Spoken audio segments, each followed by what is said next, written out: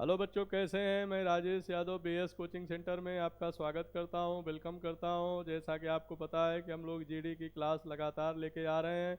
तो आज हमारा ये सेट नया नंबर है, तो इसको हम अब शुरू करने वाले हैं बेटा। ठीक है, तो एक बार इसको आप ध्यान से देखिए। ये सेट नंबर कौन सा है, इसको आपको देखते हैं। उसके पहले आपको बीएस कोचिंग सेंटर में आपका सबका स्वागत है। आप प्लीज़ लाइक करिए, कमेंट करिए, शेयर करिए, सब्सक्राइब करिए वीडियो को। ठीक है, तो देखते हैं बेटा। ये हमारा आज का पहला सवाल है। एसएससी जीडी 2025 29 फरवरी ये 2024 शिफ्ट 4 का है। ठीक है बेटा, तो सवाल की शुरुआत करते हैं। आज का जो हमारा पहला सवाल है, क्या कह रहा। प्रसिद्ध कुचिपुड़ी नृतक डॉक्टर राजा रेड्डी ने निम्नलिखित में से किसे कलयुग सत्यभामा कहा था। तो देखो, ये सवाल बहुत गहराई वाला सवाल है। इसमें देख रहे हैं आपको, तो इसमें ऑप्शन है मयंक राव, गीता महालिक, शोभा नायडू और कनक रेले। तो कुचिपुड़ी का संबंध पहले आपको बता देते हैं। कुचिपुड़ी का संबंध कहाँ से है, आंध्र प्रदेश से है। ये एक प्रकार का क्या है, शास्त्रीय नृत्य है। ठीक है,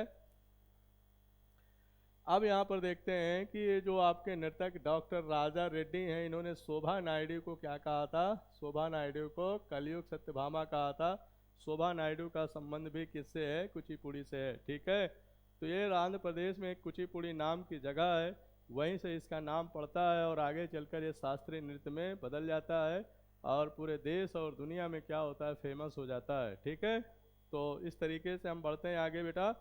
तो हमारा पहला सवाल ये पूरा हो जाता है। अगले सवाल की तरफ बढ़ते हैं। एक हैंडबॉल टीम में खिलाड़ी होते हैं, कितने खिलाड़ी होते हैं ये आपको बताना है। ठीक है, तो ये मैंने आपको बताया था उस दिन कि ये जो हैंडबॉल है, रिपीटेड सवाल है। इसमें जो है 60 मिनट का पीरियड होता है। 60 मिनट में एक मैच क्या होता है, पूरा हो जाता है। अब इसमें हमसे पूछ रहा है खिलाड़ियों की संख्या 4 5 6 7। तो एक टीम में 7 खिलाड़ी होते हैं। एक टीम में 7 खिलाड़ी होते हैं और जो मैच होता है 20-20 मिनट का होता है। ठीक है, 20-20 मिनट के 3 मैच होते हैं। और लेकिन जो ब्रेक होता है उसका समय इसमें नहीं जोड़ा जाता है। ठीक है बेटा, तो हैंडबॉल टीम में इतने। कल वाले सेट में ये सवाल आया था, तो इस तरीके से हमारा कल वाले में समय पूछा था कि कितने समय का ये होता है हैंडबॉल प्रतियोगिता। तो हमारा ये बात समझ में आ गया। ठीक है, चलो अगले सवाल की तरफ बढ़ते हैं। अगला सवाल हमारा क्या कह रहा है, क्या कह रहा है अगला सवाल कि the office of the registrar general and census commissioner comes under which of the following ministries of the government of India. महापंजीयक एवं जनगणना आयुक्त का कार्यालय भारत सरकार के निम्नलिखित में से किस मंत्रालय के अंतर्गत आता है। कौन सा मंत्रालय इसके अंतर्गत आता है, ये आपको बताना है।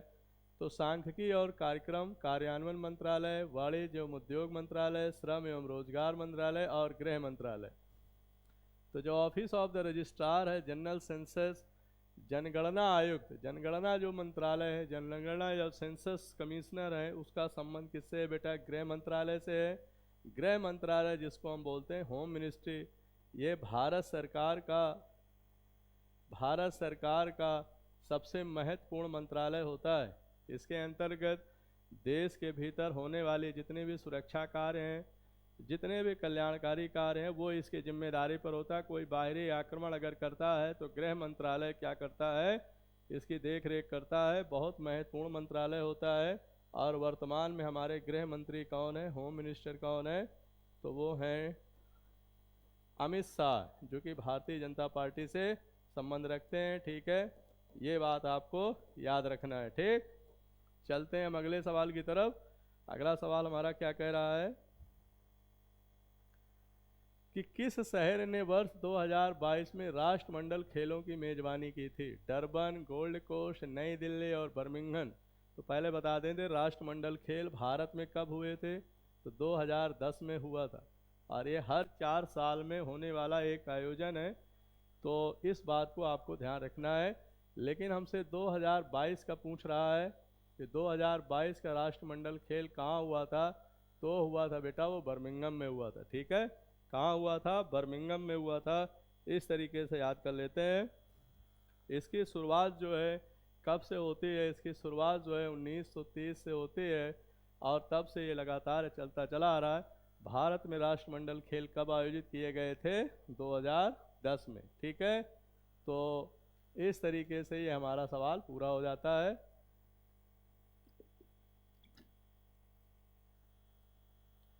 अब हम बढ़ते हैं बेटा अगले सवाल की तरफ। हमारा अगला सवाल क्या कह रहा है? अभी हाल ही में भारत सरकार की संसद ने क्या किया है, एक कानून बदला है और वो कानून क्या है? आईपीसी, इंडियन प्रीमियम जो आपका है भारतीय दंड संहिता, यह है आईपीसी। तो 1860 में यह कानून आया था जब अंग्रेज थे उस समय। तो ये कह रहा है कि भारतीय दंड संहिता 1860 को निरस्त किया गया, तो कौन सा कानून आया है उसकी जगह पर, वो हमको बताना है। भारतीय न्याय संहिता विधेयक, आपराधिक संहिता उन्मूलक विधेयक, भारतीय न्यायपालिका अधिनियम और कानूनी सुधार संशोधन अधिनियम। तो इसकी जगह जो आया है नया कानून, उसको क्या बोला गया? भारतीय न्याय संहिता विधेयक, जो कि ऑप्शन नंबर ए में है। इसके नाम में चेंजेज आ गया है, नाम इसका बदल दिया गया है। जो पहले आईपीसी के नाम से जाना जाता था, भारतीय दंड संहिता के नाम से जाना जाता था, उसी कानून को अब हम किस नाम से जानेंगे? भारतीय न्याय संहिता विधेयक के नाम से जाना जाएगा। ठीक है, तो इस तरीके से हम इस सवाल की तरफ बढ़ते हैं। तो ये बात आपको 2023 में हुआ था, भारतीय संसद या पार्लियामेंट संसद द्वारा ये पास किया गया था। तो ये बात देखते हैं बेटा। अब हमारा क्या कह रहा है? Of A firm during a year, एक वर्ष के दौरान, एक फर्म के वर्ष के दौरान फर्म का उत्पादन, वर्ष के दौरान फर्म की बिक्री को क्या कहा जाता है? जैसे मान लीजिए कोई कंपनी है, उस कंपनी में कोई माल उत्पन्न किया जाता है, पैदा होता है और वो बेचा जाता है, तो उस उत्पादन और बेचने वाली प्रक्रिया को क्या कहा जाता है? तो पहला है अंतिम स्टॉक या क्लोजिंग स्टॉक, बी ऑप्शन है माल सूची में परिवर्तन, माल सूची और कार्यशील पूंजी में परिवर्तन, और डी ऑप्शन कह रहा है प्रारंभिक स्टॉक या ओपनिंग स्टॉक। तो आप इन चार ऑप्शन में से किस पर जाएंगे, ये आपको बताना है। तो फर्म का मतलब ये होता है कोई कंपनी है, उस कंपनी में जो उत्पादन कार्य हो रहा है, मतलब कोई भी माल, कोई भी वस्तु वहाँ पर बन रही है तो उत्पादन कार्य हो रहा है, और वर्ष के दौरान फर्म की बिक्री, फर्म में जो बिक्री हो रही है उसका, तो उसमें दोनों में क्या है, उसको क्या कहा जाता है? तो उसको बोलते हैं माल सूची में परिवर्तन, चेंज इन इन्वेंट्री। तो इन्वेंट्री का मतलब होता है जो माल खरीदा जाता है, बेचा जाता है, उसका जो सूची बनाते हैं उसको बोलते हैं इन्वेंट्री। जैसे आप बड़ी बड़ी कंपनी में जाते हैं या कोई भी शोरूम है, तो माल जैसे कोई गया, कोई बाहर से माल आया, तो उसकी जो रेख लिखा पढ़ी होती है, उस लिखा पढ़ी वाली सूची को बोलते हैं माल सूची में परिवर्तन या चेंज इन इन्वेंट्री। ये प्रक्रिया होती है अर्थव्यवस्था की भाषा में या इकोनॉमिक्स की भाषा में। ठीक है, तो इस तरीके से हमारा ये सवाल पूरा हो जाता है। अब हम बढ़ते हैं बेटा आगे की तरफ। ये कह रहा निम्नलिखित में से कौन सा तत्व आवर्त सारणी के पी ब्लॉक का हिस्सा है? पी ब्लॉक का हिस्सा कौन सा है? तो इसमें ऑक्सीजन है, सोडियम है, सिल्वर है, हाइड्रोजन है। तो एक बात बता देते बेटा, पी ब्लॉक इसलिए बोला जाता है चूंकि आवर्त सारणी में 4 ब्लॉक है, S block, P block, D block और एफ ब्लॉक। 4 ब्लॉक में से क्या है, ये पूछ रहा है कि आपको ऑक्सीजन पी ब्लॉक का हिस्सा कौन है, मतलब पी ब्लॉक का हिस्सा निम्नलिखित में से कौन सा तत्व है? तो ऑक्सीजन, सोडियम, हाइड्रोजन और सिल्वर। तो आपको इनमें से क्या करना है, इस ऑप्शन को बताना है। ठीक है, चलो तो ये आपको देखना है। तो इसमें बेटा आंसर हो जाएगा ऑक्सीजन। ऑक्सीजन फैमिली में कौन कौन से तत्व आते हैं? तो ये आते हैं बेटा उस से टीपो, उससे टीपो हो जाएगा। ओ मतलब क्या हो गया? ऑक्सीजन हो गया। क्या हो गया? ऑक्सीजन हो गया। एस मतलब हो गया सल्फर, जिसको हम गंधक भी कहते हैं। और एस का मतलब क्या हो गया? सेलेनियम।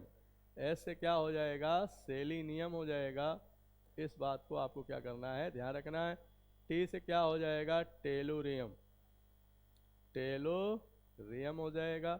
और पी ओ से क्या हो जाएगा, पोलोनियम हो जाएगा, पोलोनियम। ठीक, तो ये पी ब्लॉक के तत्व हैं, पी ब्लॉक के तत्व हैं। ये इसमें ऑक्सीजन ही इसका क्या होगा, सही जवाब हो जाएगा, ऑक्सीजन इसका सही जवाब होगा। सोडियम किसका आता है, सोडियम एस ब्लॉक में आता है।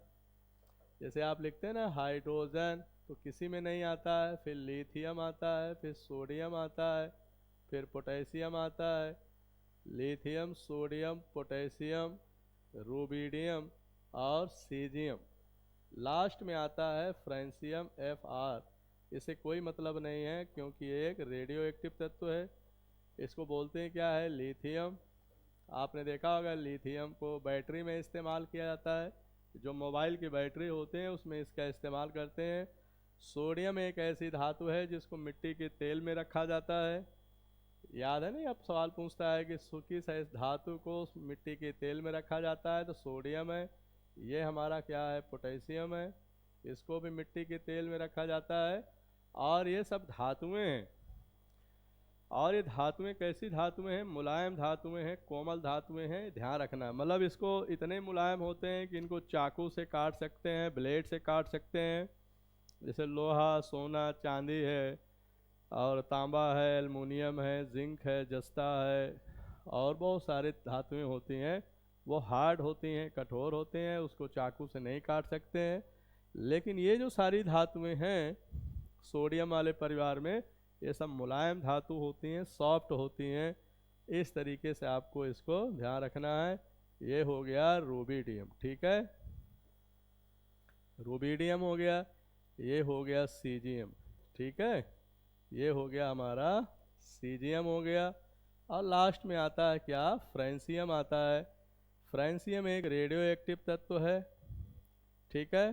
फ्रांसियम क्या है, एक रेडियो एक्टिव तत्व है। इस बात को आपको ध्यान रखना है, ठीक है, ठीक है बेटा। तो चलो तो आप इस चीज को समझेंगे तो इसका सही जवाब हमें मिल गया है। इसका क्या हो जाएगा, ऑक्सीजन हो जाएगा।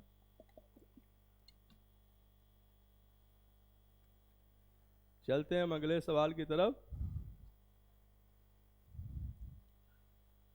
हाँ चलो बेटा, एक बार देखते रहो इसे, अगर कोई डाउट हो तो पूछते भी रहो, ठीक है। सिल्वर जो है ऊष्मा का सबसे अच्छा सुचालक है। हीट ऊष्मा का सबसे अच्छा क्या है, सुचालक है, सबसे अच्छा सुचालक है, ठीक है। ये बात आपको ध्यान रखना है। इस बात को आपको, सबसे अच्छा सुचालक है विद्युत एवं ऊष्मा का, ठीक है। चलो बहुत बढ़िया बेटा। तो हम बात करते हैं, अब अगले सवाल की तरफ चलते हैं। इस सवाल के बारे में हमने इतनी जानकारी ले लिया। अब भारत के प्रथम कन्या विद्यालय की स्थापना निम्नलिखित में से किसने किया था, तो उषा मेहता, सावित्रीबाई फुले, विजय लक्ष्मी पंडित, सरोजिनी नायडू।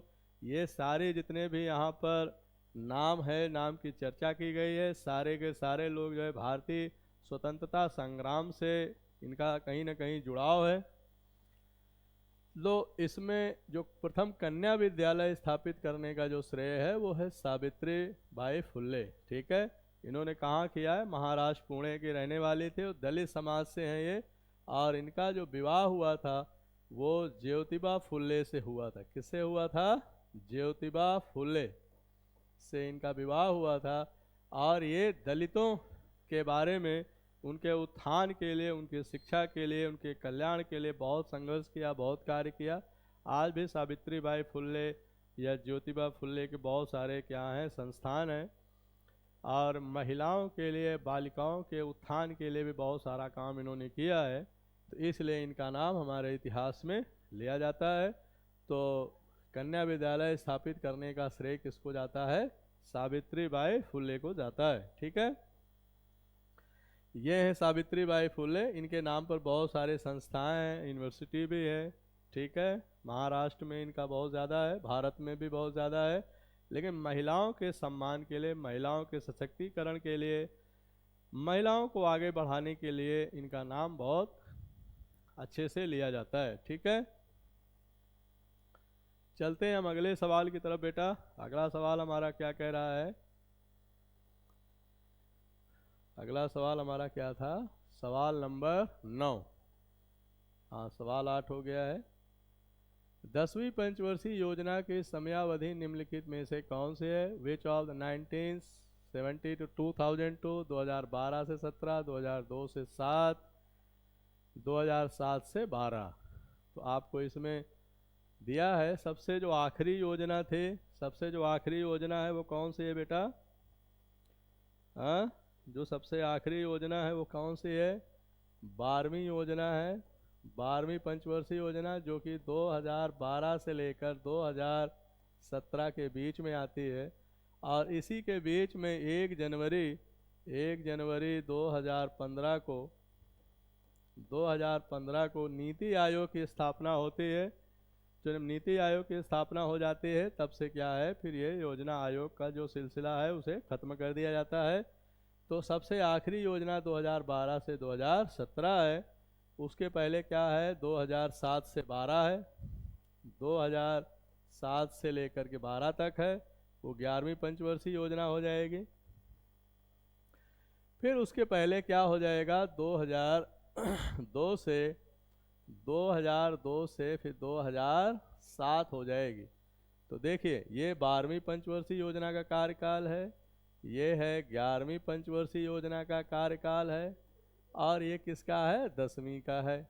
ठीक है, तो 10वीं का है। हमसे पूछ क्या रहा है? 10वीं पंचवर्षीय योजना का समय पूछ रहा है। तो हमारा सही जवाब क्या हो जाएगा? 2002 से 2007, जो कि ऑप्शन नंबर इसमें दिया हुआ है। ठीक है, तो 10वीं का हो गया, फिर 9वीं का 2007 से 2002 के बीच हो जाएगा। चलते हैं बेटा, ठीक है, आगे बढ़ते हैं। अब इसका उद्देश्य क्या था? 10वीं पंचवर्षीय योजना का उद्देश्य था गरीबी को पूरी तरीके से खत्म करना, रोजगार के अवसर बढ़ाना, ताकि जो है देश में जो प्रति व्यक्ति आय है उसको दोगुना कर दिया जाए, उसमें गरीबी में कमी लाई जाए। ये इसका क्या था? मुख्य उद्देश्य था। ठीक है, तो हम बढ़ते हैं आगे अगले सवाल की तरफ। पंडित रविशंकर का नाम जैसे ही आ जाए किसी भी ऑप्शन में, उनका संबंध किससे जोड़ देना है? सितार से जोड़ देना है। किससे जोड़ देना है? सितार से जोड़ देना है। पंडित रविशंकर, शाहिद परवेज खान, बुधादित्य मुखर्जी, अनुष्का शंकर का संबंध से है, तो वो क्या है बेटा? सितार से हो जाएगा। सितार एक तार वाला होता है, यंत्र होता है, उसको बजाया जाता है। ठीक है, तो इस तरीके से हमारा ये सवाल क्या हो जाता है? पूरा हो जाता है। तो पंडित रविशंकर का नाम इसमें क्या है? सबसे ज़्यादा लिया जाता है, लेकिन इस बार इन्होंने क्या कर दिया है, और भी कई सारे कलाकारों का नाम इसमें जोड़ दिया है, लेकिन पंडित रविशंकर का नाम पहले दे दिया है। तो इस वजह से हमारा सवाल क्या हो जाता है? आसान हो जाता है हमारे लिए, क्योंकि ये नाम अगर आपको नहीं याद है, ये याद है, तो आप सही जवाब पर पहुंच जाओगे। ठीक है, चलिए अगले सवाल पर चलते हैं। निम्नलिखित में से किस प्रसिद्ध कथा नृत्यक को नृत्य शैली में उनके नवीन और आधुनिक दृष्टिकोण के लिए जाना जाता है, जिन्हें प्रायः कथक सम्राट कहा जाता है? उदय शंकर, केलुचरण महापाद, बिरजू महाराज, बाला सरस्वती। तो बिरजू महाराज का नाम इसमें कथक से संबंधित है। कथक कहाँ का नृत्य है बेटा? तो कथक कहाँ का है बेटा? कथक कहाँ का है? तो वो है उत्तर प्रदेश का है। इनका संबंध लखनऊ घराने से है। ठीक है, तो कथावाचक जो कथक है उसमें क्या होता है? कथा कहने के साथ साथ, कहानी कहने के साथ साथ उसमें नृत्य भी किया जाता है, तो इसलिए कथक होता है इसमें। तो कथावाचन के साथ साथ नृत्य होने की प्रक्रिया जो है वो किस में आती है? वो कथक में आती है। तो हमारा जवाब क्या हो जाएगा? बिरजू महाराज हो जाएगा। ठीक है,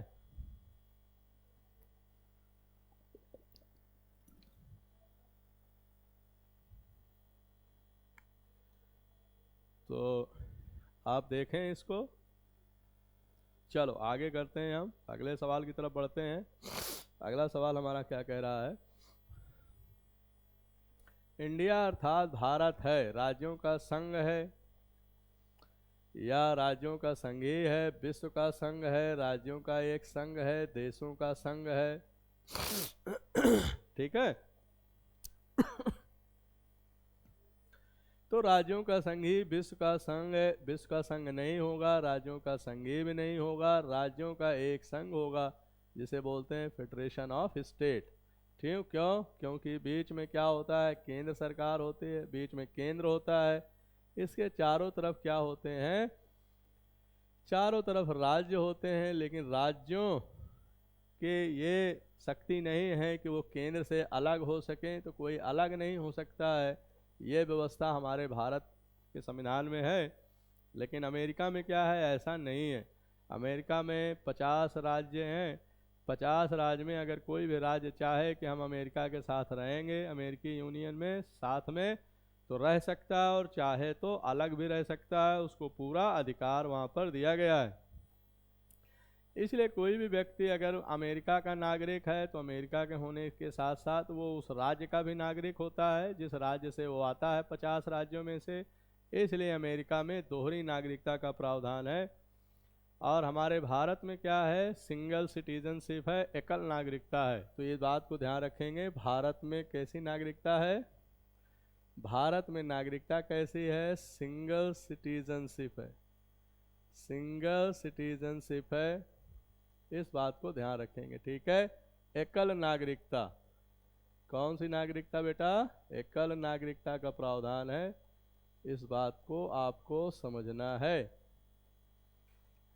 ठीक। लेकिन यूएसए या अमेरिका में कैसी व्यवस्था है, तो अमेरिका में व्यवस्था कैसी है, वो है डबल सिटीजनशिप। क्या है, डबल सिटीजनशिप है, दोहरी नागरिकता है, ठीक, दोहरी नागरिकता है, डबल सिटीजनशिप है, दोहरी नागरिकता का प्रावधान है, ठीक है। भारत में सिंगल है, अमेरिका में डबल है, दोहरी नागरिकता है। तो भारत क्या, इंडिया अर्थात क्या है, फेडरेशन ऑफ स्टेट है, ठीक। फेडरेशन ऑफ स्टेट है, फेडरेशन ऑफ स्टेट, तो राज्यों का एक संघ है, इस बात को हमें याद रखना है, ठीक है। चलो अगले सवाल की तरफ बात करते हैं। Census of 1881 which was conducted on 17 February 1881 by, प्रकारा विश्व में 1881 में जनगणना शुरू हुई थी। तो ये जनगणना जो है किसके द्वारा शुरू की गई, तो इसका आंसर हो जाएगा W.C. प्लॉडेन। लेकिन भारत में जनगणना कब शुरू होती है, भारत में जो जनगणना शुरू होती है, पहली बार जो जनगणना होती है 1872 में, जो उस समय कौन थे, लॉर्ड मेयो, लॉर्ड मेयो के नेतृत्व में शुरू किया गया था। उसके बाद 1881 से फिर क्या हो गया, लॉर्ड लिटन के नेतृत्व में, ठीक है, ये रेगुलर जनसंख्या क्या हो गई, शुरू हो गई, ठीक है। और अब तक की जो सबसे आखिरी जनगणना थी हमारे देश में वो कौन थी, 2011, जो कि 15वीं जनगणना थी, ठीक। और 15वीं जनगणना का उद्देश्य क्या था, हमारी जनगणना हमारा भविष्य, हमारी जनगणना हमारा भविष्य, ये क्या है हमारा, उसका उद्देश्य है हमारी जनगणना हमारा उद्देश्य, ठीक है। हमारी जनगणना, सॉरी उद्देश्य नहीं, हमारी जनगणना हमारा भविष्य, आवर सेंसस आवर हमारा भविष्य, ठीक है। इस बात को याद रखना, ठीक है। चलो आगे बढ़ते हैं हम। तो इसका सही जवाब ये हो जाएगा, हमारे भारत में जो रेगुलर जनसंख्या जनगणना शुरू है लॉर्ड लिटन के समय से हुई थी शुरू। तो इस तरीके से हमारा सवाल ये पूरा हो जाता है। चलो, जॉन्स प्रिंसेप का नाम इसलिए आता है, जॉन प्रिंसेप ने अशोक के जो शिलालेख थे 1834 में पहली बार उन्होंने पढ़ने का काम किया था, इसलिए इतिहास में इनका नाम भी जाना जाता है।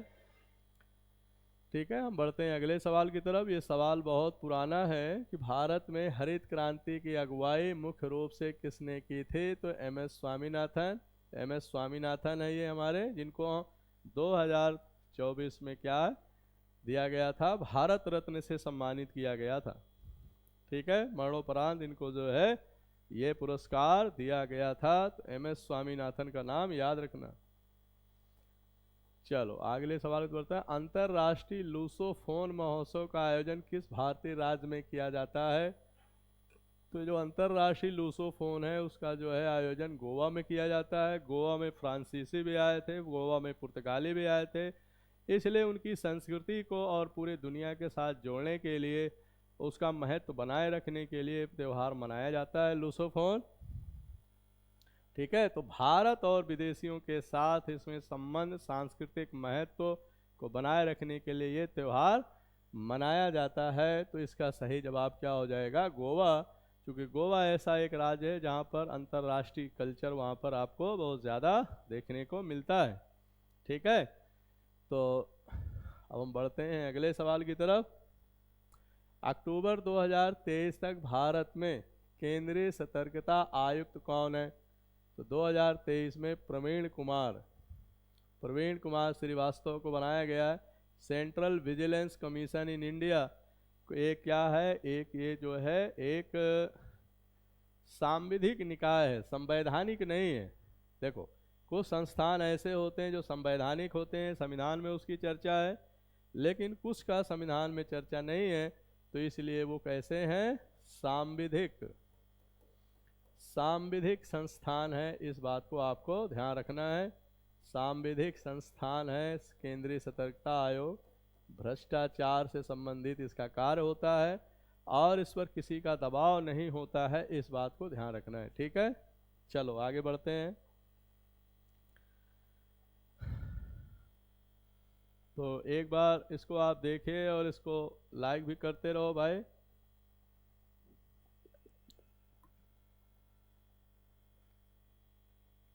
भारतीय संविधान अपने सभी के लिए सार्वभौमिक वयस्क मताधिकार की गारंटी देता है। किसको गारंटी देता है? करदाताओं को गारंटी देता है, शिक्षित व्यक्तियों को देखता है, नागरिकों और गैर नागरिकों को देखता है कि नागरिकों को देखता है। तो सार्वभौमिक वयस्क मताधिकार जो है अपने सभी नागरिकों को देता है। बेटा किसको देता है? नागरिकों को देता है। इस बात को ध्यान रखना है। ठीक है, किसको देता है? नागरिकों को, सिटीजन्स। भारतीय संविधान अपने सभी नागरिकों के लिए सार्वभौमिक वयस्क मताधिकार की गारंटी देता है। हमारे यहाँ वोट डालने का, मत देने का अधिकार कितने साल है बेटा? तो वो है बेटा 18 वर्ष। और जो वोट डे होता है वो 24 जनवरी को मतदान दिवस होता है। वोटर्स डे होता है, मतदान दिवस मनाया जाता है। इस बात को आपको ध्यान रखना है सबको। 24 जनवरी को मतदान दिवस मनाया जाता है। ठीक है, और जब 18 साल का कोई भी नागरिक जो है हो जाता है तो उसको वोट देने का अधिकार हो जाता है। तो इस तरीके से हमें इस बात को समझना है। तो चलो अगले सवाल की तरफ बढ़ते हैं। सवाल नंबर 18। प्रधानमंत्री नरेंद्र मोदी ने जुलाई 2023 के लालपुर गांव में राष्ट्रीय सिकल सेल एनीमिया उन्मूलन मिशन 2047 का उद्घाटन किया है। तो ये कह रहा है कहाँ पर किया है? उत्तर प्रदेश में, बिहार में, मध्य प्रदेश और हिमाचल प्रदेश में। तो ये जो जगह है लालपुर गांव, ये कहाँ है? मध्य प्रदेश में है। सिकल सेल एनीमिया एक प्रकार की बीमारी होती है। ये जो आरबीसी होती है, आरबीसी का आकार क्या हो जाता है? अनियमित हो जाते हैं और वो सिकल मतलब हंसिया के आकार की आरबीसी हो जाती है। तो उसमें अगर कोई जीवाणु या कोई भी मलेरिया के परजीवी अगर आते हैं तो फंस जाते हैं उसी में। तो ये एक प्रकार की क्या है? बीमारी है और एक आनुवांशिक रोग है। तो सरकार ने इसको 2047 तक ख़त्म करने का लक्ष्य रखा है। 2047 में हमारा देश क्या हो जाएगा? शताब्दी वर्ष मनाएगा, आज़ादी का शताब्दी वर्ष मनाएगा, क्योंकि 1947 को हमारा देश क्या हुआ था, आज़ाद हुआ था। 2047 को क्या होगा, 100 साल इसके पूरे हो जाएंगे। तो जो हमारा अमृत महोत्सव है या अमृत काल है, इसके 100 साल पूरे हो जाएंगे, 100 वर्ष क्या हो जाएगा, पूरा हो जाएगा।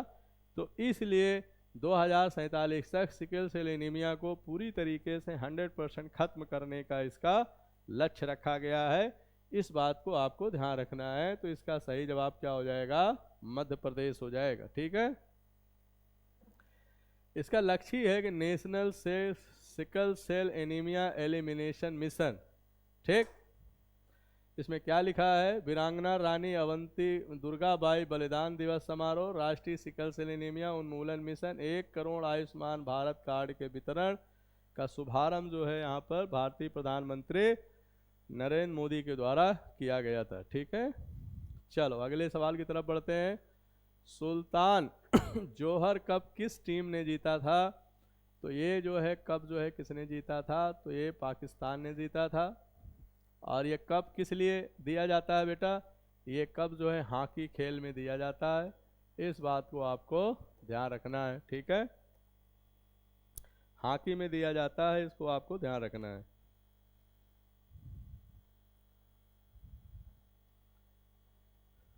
ठीक है, तो इसका संबंध किससे है, हॉकी से है। और सुल्तान जोहर कप का नहीं, इसको जो है ना किसने जीता था, पाकिस्तान ने, जर्मनी ने जीता था। ठीक है, सुल्तान ऑफ जोहर कप, ये देख रहे हैं ये कप बना हुआ है। तो इसका आयोजन जो है मलेशिया द्वारा किया जाता है। और अब तक इस खिताब को जीतने में इंग्लैंड और भारत का योगदान सबसे ज़्यादा है। 2011 से इसका आयोजन हो रहा है। ठीक है, लगातार इसका आयोजन शुरू किया जा रहा है। चलो आज का आखिरी सवाल है हमारा, भारत में प्राचीन काल के दौरान संधि विग्रहिका शब्द का प्रयोग निम्नलिखित में से किसके लिए किया जाता था? तो युद्ध तथा शांति मंत्री, मुख्य न्यायिक अधिकारी, मुख्य शिल्पकार या सर्वोच्च सजा का प्रावधान है। तो इसका सही जवाब हो जाएगा युद्ध तथा शांति। तो युद्ध तथा minister of war and peace को ये वाला शब्द इस्तेमाल किया जाता था। और ये उस समय का सबसे महत्वपूर्ण पद होता था, सबसे बड़ा पद माना जाता था, क्योंकि राजा के लिए जो है युद्ध सबसे बड़ा मायने रखता है और राज्य में शांति बनाए रखने के लिए भी इसका बहुत बड़ा स्थान है। तो इस तरीके से हमारे 20 सवाल बेटा आज पूरे हो गए। तो फिर आप इसको देखें और इसको लाइक करिए, शेयर करिए बेटा। ठीक है, तो फिर हम नेक्स्ट क्लास में मिलेंगे अगले सेट के लिए। तब तक के लिए सबको धन्यवाद।